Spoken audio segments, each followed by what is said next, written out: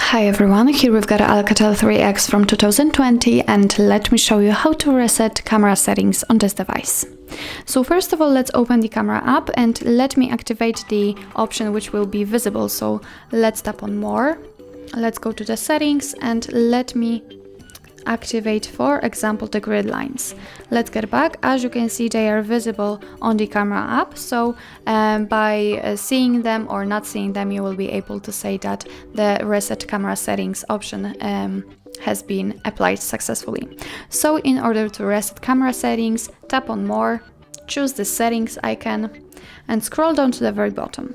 As you can see here, we've got the reset settings option, so let's tap on it. Now your device will ask you if you really want to reset camera.